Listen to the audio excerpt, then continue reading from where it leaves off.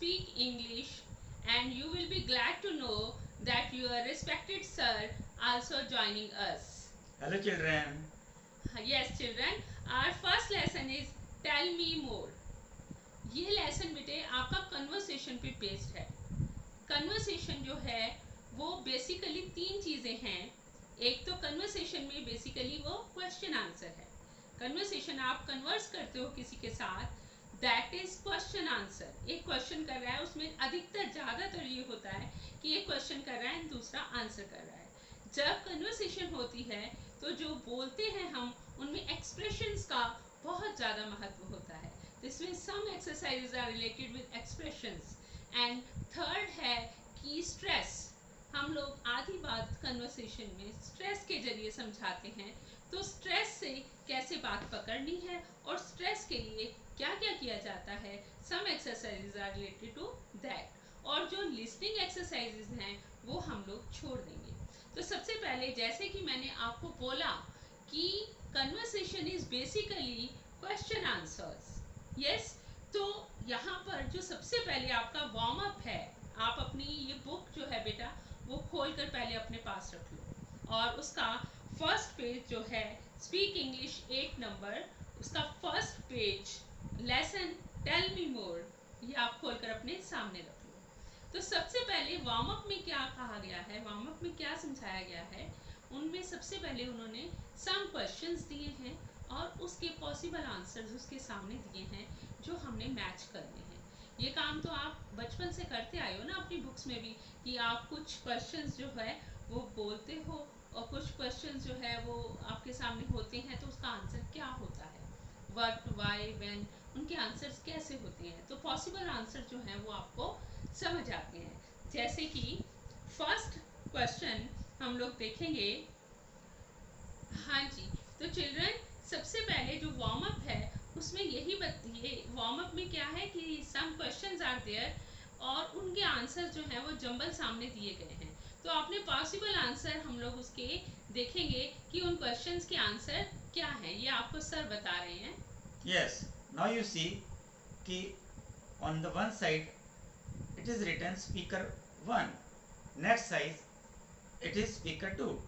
Now speaker 1 कुछ कहता है, speaker 2 आंसर देता है। तो speaker 1 कैसे क्वेश्चन करता है और speaker 2 कैसे आंसर करता है, आप देखेंगे इसको। So I'm going to start. The speaker 1 कहता है, Did I tell you I went to watch the cricket match?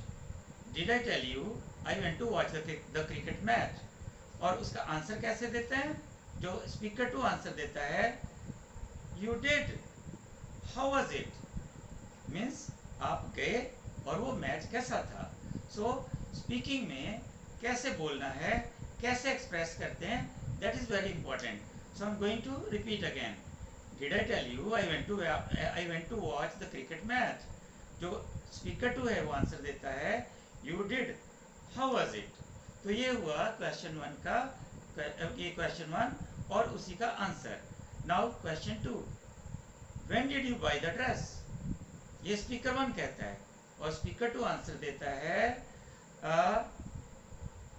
I think I got it last Christmas. I got it last Christmas, यानी कि वो कहता है स्पीकर 2 कि मैंने जो है वो लास्ट क्रिसमस में उसको परचेज किया। So the question is, I repeat the question again, when did you by that dress? And the answer is, I think I got it last Christmas. Okay, now we see question number 3 and its answer. The question is, tell me all about your trip to the Himalayas. And the answer is, जो कि speaker 2 बोलता है, oh, it was so exciting to say the least. क्या कहता है? oh, it was so exciting to say the least. ठीक है, तो इस तरीके से speaker 1 क्वेश्चन करता है, tell me all about your trip to the Himalayas, और जो स्पीकर 2 है वो ये आंसर करता है, oh it was so exciting to say the list. तो आपने बुक खोली हुई है जैसा कि आपकी मैम ने बताया है, तो आप साथ का साथ मैच करते चलो, तो आपको पता चलेगा कि मैं या सर जो हैं वो कहाँ से पढ़ रहे हैं, स्पीकर 1 कहाँ पे है और स्पीकर 2 कहाँ पे है। तो आपकी बुक में जहाँ पे स्पीकर 1 जहाँ मैं बोलता हूँ तो स्पीकर 1 उसको आप देखो, और जब मैं स्पीकर 2 की बात बोलता हूँ तो आप उसको देखो और उसको मैच करते चलो, तो आपको सारी बात समझ में आ जाएगी. And now I am going to speak the last question and last answer. The last question is which is your favorite kind of food? Which is your favorite kind of food? और speaker 2 answer क्या देता है? Why? Chinese of course. ठीक है, तो वो question कहता है which is your favourite kind of food, और आंसर देता है वाई चाइनीज ऑफ कोर्स. तो इस तरीके से आपको लेफ्ट साइड में स्पीकर 1 की स्टेटमेंट लेनी है और राइट साइड से स्पीकर 2 की स्टेटमेंट लेनी है और उसको मैच करना है, और इस तरीके से हम देखते हैं कि किस तरीके से कॉन्वर्सेशन होती है. तो बेटा कॉन्वर्सेशन फिर बेसिकली क्या हुआ, जब क्वेश्चन और आंसर या एक्सप्रेशंस या अपनी बात जो है हम बार बार आगे लगातार करते चले जाते हैं, तो दैट इज कन्वर्सेशन. तो जो तो ए वाला पार्ट है वो आपने अपनी सीडी सुनकर उसका करना है, उसे हम यहाँ पे एक्सप्लेन नहीं कर पाएंगे. जो बी पार्ट है वो उसे आप देखिए कि किस प्रकार से उसमें क्या बताया गया है. Listen and repeat these expressions. यहाँ पर एक्सप्रेशंस है अलग अलग, ठीक है. तो बात मैं समझाऊंगी, एक्सप्रेशन सर देंगे. तो सबसे पहले जैसे अगर कोई सबसे फर्स्ट नंबर पे है कि आपने किस तरह से कहना है कि जब कभी कोई बहुत लंबे समय बाद आपको मिले तो आप कैसे बोलोगे? It is been a long time, इसको कैसे बोला जाएगा? तो एक्चुअली इंग्लिश में सारा कमाल है कि इसको कैसे प्रोनाउंस किया जाता है, इसको कैसे बोला जाता है, कहाँ पे स्ट्रेस दिया जाता है, तो उस बात को सुनने में भी अच्छा लगता है और वो बात की क्लैरिटी भी आती है. सो मैम ने जैसे कि बोला है तो उसको कैसे बोलेंगे? नंबर 1 को it has been a long time, it has been a long time. और अगर आपको किसी से पूछना है भाई आपकी लाइफ कैसी चल रही है, कैसी चल रही है भाई, हाउ इज लाइफ, तो आप कैसे बोलेंगे? तो आप देखो कैसे बोलेगा, how is life, how is life. और अगर कोई बात किसी की सच ना लगे और ये लगे भाई ये सच तो है नहीं, ये तो कोई जोक बोल रहा है, तो आप कैसे करेंगे, कहेंगे? You must be joking. क्या बोला? You must be joking. और अगर कोई बात आपको सरप्राइज कर रही हो तो आप कैसे बोलेंगे? What? That is amazing. What? That is amazing. और अगर आपको कोई बात पूरी अभी समझ ना आई हो और आप उसके बारे में और जानकारी चाहते हो तो आप क्या बोलेंगे? Tell me more about it. Tell me more about it. और अगर आपको कोई बात में विश्वास ना हो तो आप कैसे कहेंगे? Really? Really? यस. और अगर आप चाहते हो कि जो बोल रहा है वो चीज़ आपको करके दिखाए तो आप कैसे कहोगे? Can you show me how? Can you show me how? तो दीज वर सम एक्सप्रेशंस जो कि आप बोलचाल करते हुए काफ़ी ज़्यादा प्रयोग करते हैं, ठीक है. तो अब जो नेक्स्ट है क्वेश्चन, वो है क्वेश्चन कि एक कन्वर्स आपस में आपको एज ए एग्जाम्पल करनी है. तो आपने क्वेश्चन क्या है? Work with a friend, discuss a book that you enjoyed reading, remember to keep the conversation flowing while talking about any three of these aspects. आपने ये जो सारी बातचीत हो रही है ना, इन सारी ये जो नीचे पॉइंट्स दिए गए हैं इनमें से कुछ पॉइंट्स लेकर, उन्होंने 3 पॉइंट बोला है, आप ज़्यादा भी ले सकते हो, तो उन पॉइंट्स को लेकर एक बुक के बारे में कन्वर्सेशन करनी है. एग्जाम्पल मैं और सर देते हैं और आपने उसी तरह की कन्वर्सेशन फिर या तो लिख कर अपनी टीचर को भेजनी है, और अगर आपके पास कोई हेल्प है जैसे आपकी मदर आपके साथ कन्वर्स कर सकती है, या आपके फादर आपके साथ कन्वर्स कर सकते हैं, या आपका कोई भाई बहन है, तो आपने एक ऐसी ही कन्वर्सेशन रिकॉर्ड छोटी सी करके और उसको अपनी टीचर को भेजना है. तो मैं और सर जो है आपको एक बुक के बारे में कन्वर्सेशन करके दिखाते हैं. Sir, I'm really disappointed because I'm not getting time to read book these days. Oh, I have a book. If you want, you can read it. Okay, You have also read it? Yeah, I have read it recently during the lockdown. Oh, which was the book? The name of the book is Tarak Mehta का उल्टा चश्मा. Oh, and who is the writer? Uh, the writer is Tarak Mehta himself. Okay, is it a very big book? Yeah, of course, it is a book which contains many episodes. Oh, and what is the story?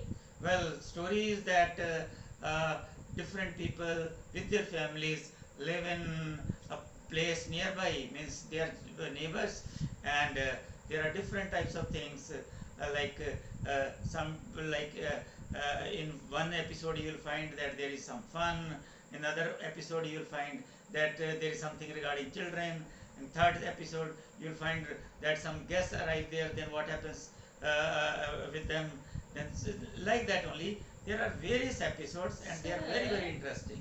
I'm interrupting you, but are you talking about the book or are you talking about the serial? Well, of course, recent one serial is also going on. The name with the same name, Tarak Mehta ka Ulta Chashma. Based on that book or yeah, of course, of course. That serial has been made or is being made on the same book, Tarak Mehta ka Ulta Chashma. Okay, have you seen the serial? Yeah, of course, I have seen a few episodes. And what you enjoyed, the book or the serial? Well, I enjoy both. When I read the book itself and when I watch the serials, like different episodes. Okay, okay, okay. Then you have given me a great knowledge about the book, and I wish I read some interesting book recently. Okay, sure. And whenever you want, you can take that book from me and you can read it. Thank you, sir. Most welcome. So this was a conversation regarding a book.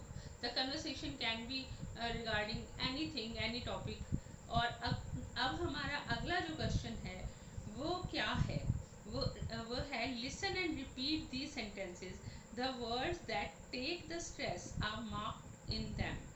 भी उसमें जो stress मतलब जब हम sentence बोलते हैं किसी को तो उसमें कुछ वर्ड्स ऐसे होते हैं जिनके बारे में हम ज़्यादा बताना चाहते हैं उसके उसको फिर स्ट्रेस देकर बोला जाता है जैसे सर आपको ये बोल के बताएंगे बेटे लैंग्वेज में specially in English language main role है कि आपने जो आप बात कहते हो तो उसमें किस वर्ड पे आप जोर देते हो. वैसे तो हम कई सारे वर्ड्स पे जोर देते हैं पर जिसके बारे में हम बात करना चाहते हैं उस वर्ड पे स्पेशली जोर देते हैं. तो now you can listen. Well, it is a sunny day. अब मैंने बोला it is a sunny day तो मैंने कहाँ पे स्ट्रेस दिया? भाई दिन है, आज का दिन, पर कैसा दिन है? सनी. सनी जब सूरज की रोशनी, जब सन की रोशनी खूब तेज हो, तीखी हो, तो हम क्या कहते हैं? It is a sunny day. तो मेरा स्ट्रेस कहाँ है मेरे सेंटेंस के ऊपर? कौन से वर्ड पे? वर्ड सनी पे. इट मीन्स कि ये जो सर बात कर रहे हैं वो सनी को ज़्यादा बताना चाहते हैं. सर की बात को कहने के लिए वो मेनली डे कैसा है मतलब सनी है वो कैसे का आंसर दे रहे हैं. ये स्ट्रेस हमें शो करता है. नेक्स्ट मैं बताता हूँ आपको. I think you are right. I think you are right. अब मेरा स्ट्रेस कहाँ पे है? थिंक पे. इट मीन्स कि यू आर राइट तो हम बोल रहे हैं बट एक्चुअल में जो सर का ओपिनियन बोलने वाले का ओपिनियन है आई थिंक वो बताना चाहता है कि मेरे हिसाब से जो है वो ज़्यादा बताने वाली बात है कि आई थिंक मेन चीज़ है. तो इसलिए स्ट्रेस कहाँ आया इस सेंटेंस में? थिंक पर.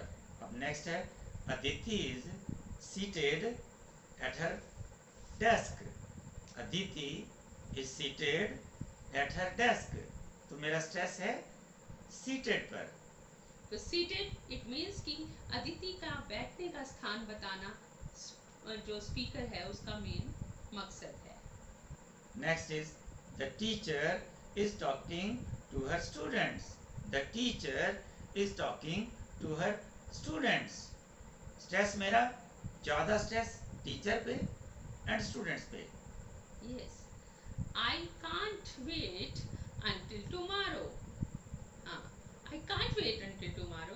यहाँ पर अब सर स्ट्रेस कहाँ है? can't pay. है ना? तो वेट नहीं कर सकता सुबह तक. Next, I do understand your problem. I do understand your problem. अब यहाँ पे मैंने स्ट्रेस दो जगह पे डालने की कोशिश की है, एक अंडरस्टैंड पे और एक प्रॉब्लम पे. तो इस तरीके से वर्ड्स पे अपने सेंटेंस में जो है हम स्ट्रेस डाल के उसको करते हैं, एक्सप्लेन करते हैं. तो मैं एक बार फिर से रिपीट करता हूँ. It is a sunny day. Next, I think you are right. Next, Aditi is seated at her desk. Next, the teacher is talking to her students. Next, I can't wait until tomorrow. Next, I do understand your problem. Yes children, have you understand? Have you understood? और बेटा जो next है, अब वो stress का एक और तरीका उसमें बताया गया है कि कई बार जब हम बात बोलते हैं ना तो साथ में टैग लगाकर और अपनी कही हुई बात के ऊपर स्ट्रेस देते हैं, है ना? तो अगर मैं सर को बता रही हूँ, सर देखो जशन की राइटिंग कितनी सुंदर है ना? सुंदर है ना? सुंदर है ना? तो देखो अब मैंने पीछे जो टैग लगा दिया, फिर से है ना या सुंदर है ना, तो वो टैग जो है वो स्ट्रेस देने के लिए है. तो इसी तरीके से यहाँ पर भी टैग लगाकर बताया गया है. I am late again. Aren't I, मैं फिर से लेट हो गया. मैं लेट नहीं हो गया? ओ मतलब ठीक नहीं हुआ. तो वो उस बात को स्ट्रेस देने के लिए कि ओ मैं तो लेट हो गया, तो वो जो चीज है स्ट्रेस देने के लिए टैग मींस छोटे क्वेश्चंस लगा के और अपनी बात को स्ट्रेस देना, उसी बात को रिपीट न करके स्ट्रेस देना. हाँ जी. You are angry with me aren't you. तो हमेशा पॉजिटिव सेंटेंस का जो टैग है वो नेगेटिव होगा और नेगेटिव सेंटेंस का टैग पॉजिटिव होगा. Sir next. Next is Vinesh hasn't told you, has he? अब ये नेगेटिव है तो पीछे टैग जो है वो पॉजिटिव है. It's so hot today, isn't it? तो आज बहुत हॉट है. तो उसी को अगले से उसकी सहमति लेने के लिए पूछा गया है कि क्या नहीं है ना, मीन्स कि उस बात पर स्ट्रेस है. Next item, we haven't met before. We have met before, haven't we? हम तो पहले मिल चुके हैं, नहीं मिले क्या? नहीं मिले हैं मतलब. तो इस तरह से पॉजिटिव का जो टैग है वो नेगेटिव और सेम उसी टेंस में, मतलब अगर वो हैज हैव के साथ है सेंटेंस तो टैग भी उसी के साथ होगा, और अगर इज एम आर के साथ है तो पीछे टैग भी वैसा ही होगा. That's Sheila, isn't it? Yes. तो जैसे मैम ने बताया दैट्स शीला इजंट इट, तो इस तरीके से टैग लगा के उसको कंफर्म करने की कोशिश की है. तो मैडम ने कैसे बताया कि पॉजिटिव सेंटेंस का टैग नेगेटिव होगा और नेगेटिव सेंटेंस का टैग पॉजिटिव होगा. और इसके आगे जो उन्होंने कन्वर्सेशन दी हुई है, सेंटेंसेस कंप्लीट करने को दिए हैं, तो अब आपको ये अगर समझ आ गया है तो उसका आंसर्स आप उसमें फिल कर सकते हो. तो ये आपका वर्क है, ये टास्क हम आपको दे रहे हैं, ये आप खुद करोगे इसको. Okay? तो what you will find, it is very interesting. ठीक है? एक और है. And the name of the book is Speak English. So we are talking about Speak English. ठीक है? तो इस बुक से हमने जो है आपकी प्रैक्टिस करानी शुरू की है, और बुक नंबर 8, ठीक है, जो आपके पास में है. एंड आपने लास्ट एक और रह गया. Okay yes. हाँ, तो बेटा नेक्स्ट है complete the sentences with suitable question tags. The first one has been done for you. You are not going out in the those clothes, are you? This is really delicious. So tag क्या लगेगा? Isn't it? Yes. Yeah, isn't this? They have been disqualified. Have not they? We are going to miss the beginning of the film. Aren't we? He speaks too fast. Doesn't he? ठीक है. अब यहाँ पे doesn't he because present indefinite है ना, तो उसमें helping verb वैसे तो होता नहीं है, तो उसके negative का helping verb डू और डज है ना। तो इस तरीके से ये आपने करना है। और जो आप नेक्स्ट है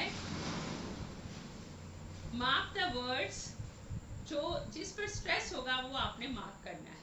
तो मार्क वाले वर्ड्स को अब हम मार्क नहीं, मैं सेंटेंस बोलूँगी तो सर स्ट्रेस वाला वर्ड बताएंगे। इस प्रकार से हम आपको ये एक्सरसाइज करेंगे, आपने उसको अंडरलाइन कर लेना है। Rupa didn't attend the party, sir stress वाला। So you have to give the stress. Rupa didn't attend the party. या मीन्स मैम कहना चाहती हैं कि रूपा ने पार्टी अटेंड नहीं की। So ma'am give stress on attend. Rupa didn't attend the party. या ऑफ कोर्स, तो स्ट्रेस जो है डिडंट पे भी है और अटेंड भी है कि पार्टी अटेंड नहीं की।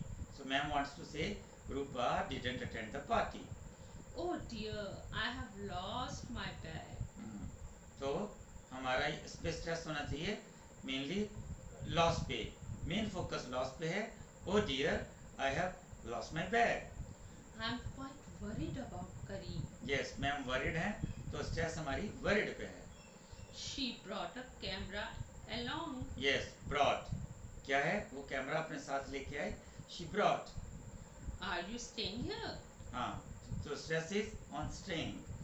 This one is better than that. So better, बात हो रही है दो चीज की, जब कंपेयर कर रहे हैं तो better, this is better than that. और अब जो नेक्स्ट है आपके पास एक्सरसाइज, ये लास्ट है इस लेसन की। तो इसमें सब सम फ्रेजेस हैं जो कि वो पर्सन्स को एक्सप्लेन कर रहे हैं कि वो पर्सन किस तरह के हैं। तो कन्वर्सेशन में ना पर्सन्स को एक्सप्लेन करना भी जो है वो बहुत इंपॉर्टेंट थिंग होती है। वो किस तरह का पर्सन है, कौन कैसा है। तो वो जो फ्रेजेस जो हैं वो आपके सामने दिए गए हैं। तो सम फ्रेजेस आर हियर। सबसे पहला फ्रेज है formally dressed, neat hair cut. Next है बिग मुस्टैच, नेक्स्ट है अनटाइडी अपीयरेंस। नेक्स्ट है लॉन्ग हेयर। नेक्स्ट है फ्लोइंग बियर्ड। नेक्स्ट है polish shoes and the Casual last is clothes. Casual clothes.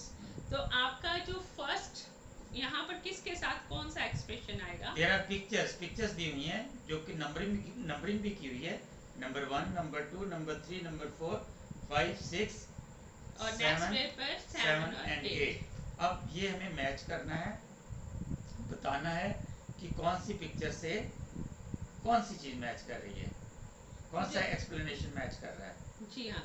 तो जो सबसे फर्स्ट है वो बॉय है, जैसे घर पे आम बच्चा जो है वो आम क्लोथ में घूमता रहता है, ऐसे ही वो कपड़ों में घूम रहा है, तो इसलिए यहाँ आएगा। First figure casual clothes.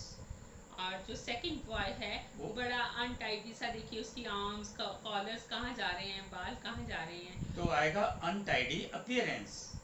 और जो नेक्स्ट है उसमें तो उसकी दाढ़ी बहुत लंबी है, तो इसका आएगा flowing beard. And see the hair कितने लंबे हैं। नंबर 4, नंबर 4 पे तो क्या आएगा? तो यहाँ पे आएगा long hair. Where is it, long hair. Long hair. Yes yes. और जो नेक्स्ट है वो तो पैंट शर्ट टाई एकदम से जैसे ऑफिस जाने के लिए रेडी है, तो ये क्या आएगा? दिस इज नंबर 5 और ये आएगा फॉर्मली ड्रेस्ड, यानी कि ऑफिस वगैरह या स्कूल वगैरह कहीं जाने के लिए अगले ने पूरे अपने कपड़े अच्छे से पहने हुए हैं, टाई वगैरह लगाई हुई है। So number 5 formally dressed. और द नेक्स्ट देखिए बेटा, वो जो मैन है उसकी देखिए तो मूंछें कितनी बड़ी हैं। Long moustache. यस। और नंबर 7 का है नंबर 7 है neat hair cut and number 8 is polish shoes. Polish shoes. Yes ma'am. तो ये था हमारा पूरा लेसन। जो लास्ट क्वेश्चन है वो वैसे इजी है, वो तो हम आपको हमेशा ही जब आप नीचे रीडिंग देने आते हो तो खुराना मैम भी क्या कहते हैं और मैं भी कैसे सुनती हूँ आपको कि जो जैसे स्ट्रेस देकर बोलना है, फुल स्टॉप वगैरह सबका ध्यान रख के उस तरीके से आपने सारा पैराग्राफ पढ़ना है। तो ये जो लास्ट पैराग्राफ है ये ओनली और ओनली आपका रीडिंग पैराग्राफ है। आपने इसको फुल स्ट्रेस के साथ रीड करना है कि कहाँ क्या कैसे बोलना है, उसको इस तरीके से पढ़ना है कि वो पैराग्राफ जो है सुनने वाले को एकदम से समझ आ जाए। ठीक है, तो ये था हमारा पहला lesson yes regarding conversation. Yes. और जो बुक तो है आपकी वो है स्पीक इंग्लिश 8, और इसका जो है वो जो लेसन है था हमने जो डिस्कस किया वो है टेल मी मोर, लेसन नंबर 1, और जो पेज नंबर है 1। तो यहाँ से स्टार्ट किया था और इसके बारे में हमने आज डिस्कस किया। Yes ma'am. और ये लेसन जो है वो आपका कंप्लीट हो गया। अब नेक्स्ट जो है हम लेसन के साथ फिर मिलेंगे आपको। तो आपने कन्वर्सेशन जो एक कन्वर्सेशन जरूर या सॉरी या वो आपने राइट डाउन करनी है, या वो आपने किसी के साथ कन्वर्स करके वीडियो भेजनी है। ये आपका होमवर्क है, और आपने जो मैंने एक्सरसाइज बीच में छोड़ी थी वो भी करनी है। और अगर तो आपके पास घर पे कंप्यूटर की व्यवस्था है और आप सीडी लगा सकते हो, जो कि आपकी बुक्स में अवेलेबल है, तो आपने क्वेश्चन नंबर ए भी कर लेना है। ठीक है, और जो लास्ट में टास्क 1 लिसनिंग ये भी कर लेना है। और अगर नहीं है तो कोई बात नहीं है, फिर वो हम स्कूल खुलने पर आपको करवा देंगे। ठीक है, या हम कोई और तरीका ढूंढेंगे। तो नेक्स्ट लेसन तक के लिए आज की बात इतनी ही। फिर मिलेंगे और नेक्स्ट लेसन के साथ। और थैंक यू वेरी मच। आपके लिए लेसन भेजते हुए बीच में कभी लाइट थोड़ी सी ज़्यादा नज़र आएगी और बैकग्राउंड में कभी कुछ थोड़ी कम नज़र आएगी, क्योंकि शूट करते करते लाइट बीच में कई बार गई और कई बार आई। तो खैर एनीवे नो प्रॉब्लम। तो ये सब सारी चीज़ें चलती रहती हैं। जैसे कोरोना आया तो स्कूल बंद है और घर में पढ़ाई, और अगर हमने स्टडी करनी है तो हमारी स्टडी चलती रहेगी और आप चलते रहेंगे। ठीक है, पर आपने खुश रहना है और अपने पेरेंट्स की बात माननी है, टाइम पे उठना है, टाइम पे अपना काम करना है, अपना काम अच्छे से करना है, क्योंकि अब आपके टेस्ट होने जा रहे हैं और आपने टेस्ट के लिए भी बिल्कुल तैयार पर तैयार रहना है। ठीक है, टेस्ट होगा, कैसे होगा, क्या होगा, सब आपको बता दिया जाएगा। तो फिर काफ़ी दिनों के बाद मुझे पर्सनली आपके साथ मिलने का मौका मिला है, और मुझे आई थिंक कि आपको भी अच्छा लगा होगा। और जब आप जो है मेरे को भी ऐसे लग रहा है जैसे मैं आप लोगों के बीच ही बैठा हुआ हूँ। सो ठीक है, इसलिए अपने काम को इंटरेस्टिंगली करते चले जाना है, रुकना नहीं है, और किसी भी कोरोना वरोना से घबराना नहीं है। ओके, और फिर आज के लिए इतना ही। फिर ओके मैम, मिलेंगे। Thank you.